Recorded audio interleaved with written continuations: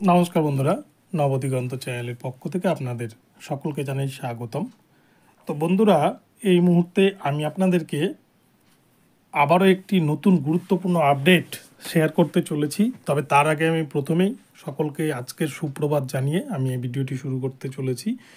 তো আজকে আমি আপনাদেরকে যে আপডেটটি দিতে চলেছি সেটি হচ্ছে 2022 প্রাইমারি টেটে যে সমস্ত বিএডরা পাস করেছেন তাদের বিরুদ্ধে কিন্তু নতুন করে মামলা দায়ের করেছে ডিএলএড ক্যান্ডিডেটরা। তো কেন মামলা দায়ের করেছে, কী জন্য করেছে, কোথায় মামলা দায়ের করেছে, সমস্ত কিছু কিন্তু এই ভিডিওর মাধ্যমে বিস্তারিত আলোচনা করব এবং এই মামলার ভবিষ্যৎ কী হতে পারে এ নিয়ে বিস্তারিত আলোচনা করব। তো আপনারা সম্পূর্ণ ভিডিওটি স্কিপ না করে প্রথম থেকে শেষ পর্যন্ত দেখতে থাকুন। তবে আরও একটি বিষয় বলে রাখি, বিএড ক্যান্ডিডেট যারা 2022 প্রাইমারি টেটে পাস করেছেন তারা ইন্টারভিউতে অংশগ্রহণ করতে পারবেন কিনা এই বিষয় নিয়েও কিন্তু এই ভিডিওতে আলোচনা করব। তো চলুন আমরা সম্পূর্ণ ভিডিওটি স্কিপ না করে প্রথম থেকে শেষ পর্যন্ত দেখে নিই। তবে তার আগে বলে রাখি, যারা প্রথমবার আমার চ্যানেলে এসেছেন আপনারা কিন্তু অবশ্যই আমার চ্যানেলটিকে সাবস্ক্রাইব করে অল নোটিফিকেশান অন করে রাখবেন, কেননা এই ধরনের আপডেট আপনারা কিন্তু একমাত্র নবদিগন্ত চ্যানেল থেকেই পেয়ে যাবেন প্রতিনিয়ত। তো চলুন বন্ধুরা, আমরা এবার আজকের আপডেটটি শুরু করি।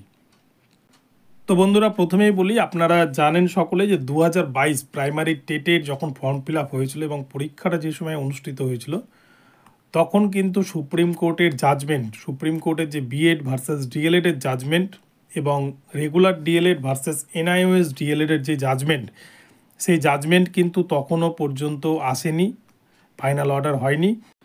তাই 2022 প্রাইমারি টেটে কিন্তু শুধু বিএড নয়, বিএডের পাশাপাশি BEd, BPEd, special education, NIOS DElEd, regular DElEd সকলেই কিন্তু এই পরীক্ষায় অংশগ্রহণ করেছিলেন। এক কথায় যাদের টিচিং কোয়ালিফিকেশান ছিল, যাদের টিচিংয়ের যে যোগ্যতা থাকা দরকার, সেই যোগ্যতা যাদের যাদের ছিল সকলেই কিন্তু এই পরীক্ষায় এনসিটি নিয়ম অনুসারে পরীক্ষায় বসেছিলেন এবং তারা কিন্তু পাসও করেছেন। অনেক ক্যান্ডিডেট, সব থেকে বেশি পাস করেছে বিএড ক্যান্ডিডেটরা, প্রায় 95,000 মতো ক্যান্ডিডেট।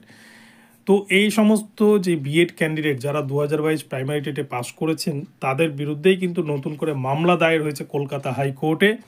মামলা করেছে কারা? 2022 প্রাইমারি টেটে যে সমস্ত ডিএলএড বন্ধুরা পাস করেছে তারা এই মামলাটি করেছে। মামলা কেন করেছে? মামলা করার কারণ হচ্ছে 2022 প্রাইমারি টেটে যে সমস্ত বিএড বন্ধুরা পাস করেছে তাদের 2022 প্রাইমারি টেটের সার্টিফিকেট বাতিল বলে গণ্য করতে হবে, যেহেতু তাদের ডিএলএড সার্টিফিকেট নেই। তারা যেহেতু বিএড দেখিয়ে বা স্পেশাল এডুকেশন দেখিয়ে বা বিপিএড দেখিয়ে এই পরীক্ষায় অংশগ্রহণ করেছিলেন, তাই তাদেরকে এই সার্টিফিকেট ইমিডিয়েটলি ক্যান্সেল করতে হবে। এই দাবিতে কিন্তু তারা কলকাতা হাইকোর্টে দ্বারস্থ হয়েছেন এবং কলকাতা হাইকোর্টে মামলাটি সাবমিট হয়েছে। এই মামলার হিয়ারিং আছে খুব শীঘ্রই। তো আমরা চলুন এই কেসের বিষয়বস্তুটা একটু দেখে নিই।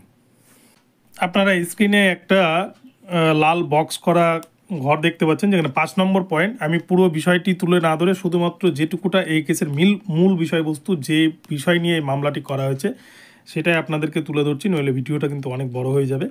দেখুন, 5 নম্বর পয়েন্টে বলা হয়েছে, for that the candidature of the B.Ed qualified candidates who appeared TET 2022 in terms of the notification being number 1572 WBBPE 2022 dated 29 September 2022 should be withdrawn and their final result should be cancelled forthwith, and TET 2022 qualification certificate issued in favor of the said B.Ed qualified candidates cannot be given effect and should be declared as void ab initio।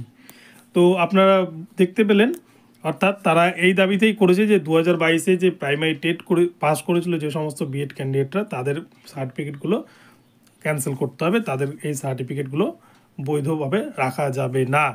অর্থাৎ এক কথায় বলতে গেলে যারা B Ed থেকে pass করেছেন, যাদের regular DElEd ছিল না, তাদেরকে এই সার্টিফিকেট ইস্যু করা যাবে না, এরকম একটা বিষয় নিয়ে কিন্তু 2022 প্রাইমারি টেট পাস বন্ধুরা এই মামলাটি দায়ের করেছেন।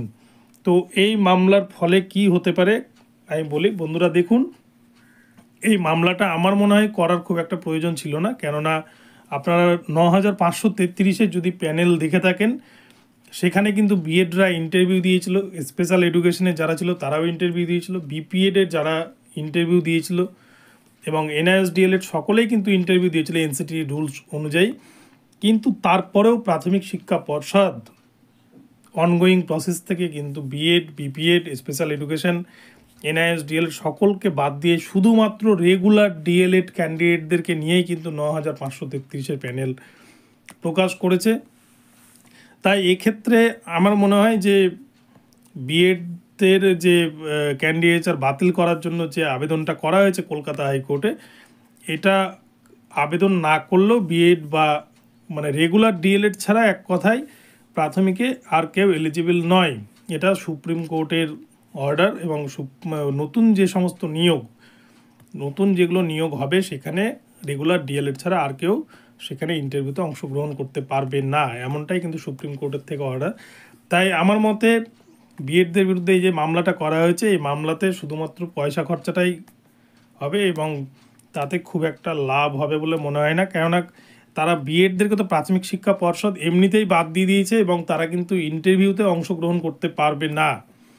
অনেক বন্ধুরাই কিন্তু আমাকে কমেন্ট বক্সে জিজ্ঞেস করছিলেন যে 2022 প্রাইমারি টেটে যে সমস্ত বিএডরা অলরেডি পাস করে আছেন তাদের ভবিষ্যৎ কী হবে।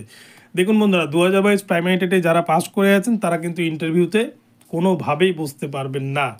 এবং এবারে যারা এই যে 2023-এ প্রাইমারি টেটেও যে সমস্ত এনআইএস থেকে যারা পরীক্ষায় বসেছিলেন তারাও কিন্তু রিক্রুটমেন্টে অংশগ্রহণ বা ইন্টারভিউতে কিন্তু অংশগ্রহণ করতে পারবেন না। আর সেই জন্যই কিন্তু আপনারা তার জলজান্ত প্রমাণ দেখলেন 9533-এর প্যানেল, যেখানে কিন্তু ইন্টারভিউ অলরেডি হয়ে যাওয়ার পরেও, ইন্টারভিউ হওয়ার 3 মাস পরে জাজমেন্ট আসলেও অনগোয়িং প্রসেস থেকে কিন্তু সরকার চাইলে রাখতে পারতো, কিন্তু তবুও BEd, BPEd, special education, NIS সকলকেই কিন্তু বাদ দিয়ে দেওয়া হয়েছে। তাই আমার মনে হয় এই মামলাটি করা হয়েছে, সে মামলা যে কেউ করতেই পারে, কিন্তু বিএডদের বিরুদ্ধে মামলা না করলেও বিএডরা কিন্তু এমনিতেই এই রিক্রুটমেন্ট প্রক্রিয়া থেকে বা 2024-এর যে নতুন রিক্রুটমেন্ট প্রসেস আসছে সেখান থেকে এমনিতেই কিন্তু বাদ চলে যাবে। শুধুমাত্র রেগুলার ডিএলএড ছাড়া ইন্টারভিউয়ের জন্য আর কিন্তু কেউ ফর্ম ফিল আপ করতে পারবে না। তো এটাই হচ্ছে বিষয়বস্তু। তো বন্ধুরা, আপনাদেরকে আপডেটটি আমি জানালাম। আপনাদের আপডেটটি কেমন লাগলো আপনারা আমাকে অবশ্যই কিন্তু কমেন্ট বক্সে জানাবেন এবং আজকের এই ভিডিওটি আপনাদের কেমন লাগলো আপনারা অবশ্যই জানাবেন।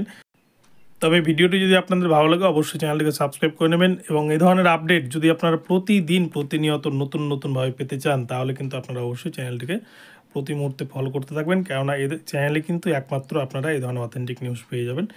তো বন্ধুরা, এখনকার মতো এই পর্যন্ত রইল আপডেটটি। পরবর্তীতে আবার কিছুক্ষণ পর নতুন আপডেট নিয়ে আসছি। ধন্যবাদ, সকলে ভালো থাকবেন এবং চ্যানেলে প্রতি মুহূর্তে নজর রাখুন।